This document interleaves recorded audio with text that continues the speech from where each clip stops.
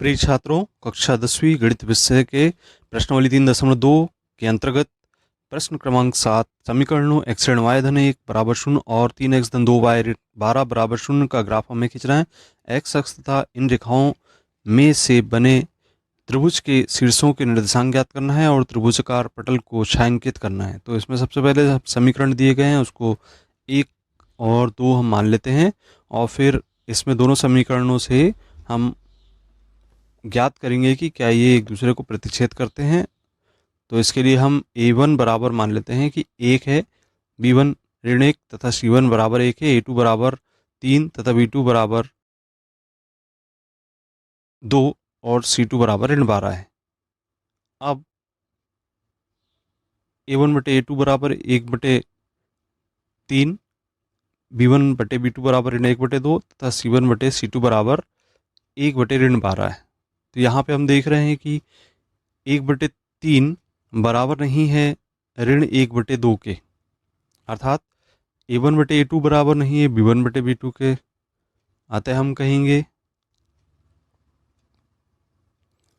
कि समीकरण निकाय युग्म का एक हल है, अद्वितीय हल है। तो इसमें रेखाएं एक दूसरे को प्रतिच्छेद करती हैं। इसके लिए हम सबसे पहले निर्देशांक ज्ञात कर लें।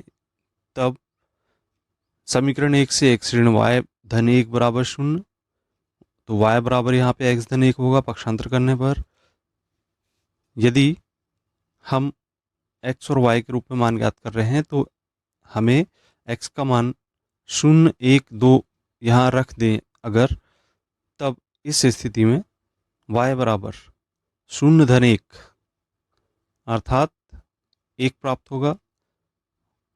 इसी प्रकार से यदि x का मान 1 रखते हैं तो y का मान 2 प्राप्त होगा, और यदि x का मान 2 रखते हैं तो y का मान हमें 3 प्राप्त होगा।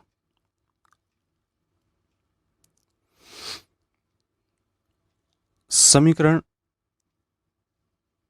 2 इसी प्रकार से यदि हम ले लें, तब पक्षांतर करने पर 2y बराबर 12 ऋण 3x होगा और y बराबर 12 ऋण 3x बटे 2 का पक्षांतर यहाँ से करेंगे।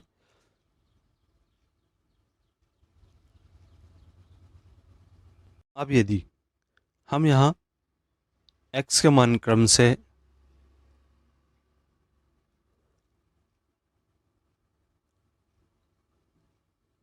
0, 2, 4 रखें, तब y के मान हमें प्राप्त होंगे। 0 रखने पर 6 प्राप्त होगा, सरल करने पर यहाँ आप देख रहे हैं इस तरीके से सरल करेंगे तो हमें y का मान 6 प्राप्त हो जाएगा। इसी तरीके से यदि y का मान हम 2 रख रहे हैं, x के स्थान पे 2 रख रहे हैं, तब y का मान हमें प्राप्त होगा 3। इसी प्रकार यदि x का मान हम 4 रख रहे हैं यहाँ पर समीकरण में, तब हमें y का मान 0 प्राप्त होगा। अब हम इन निर्देशांकों को लेते हुए दोनों समीकरण के निर्देशांकों को ग्राफ पेपर पर अंकित करते हैं। यहाँ हमने सबसे पहले पहली सरल रेखा के निर्देशांक ले लिए 0, 1, 1, 2 और 2, 3। इनको निर्देशित कर तीनों बिंदुओं को स्केल की सहायता से हम आपस में मिला दें। ये हमने आपस में मिला दिया।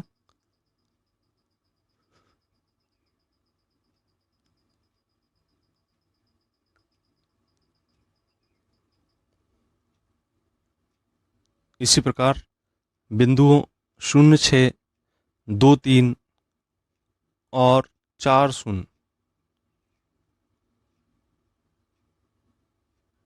2, 3 और 4, 0 को भी हम निर्देशित कर इनको आपस में स्केल की सहायता से मिला देते हैं।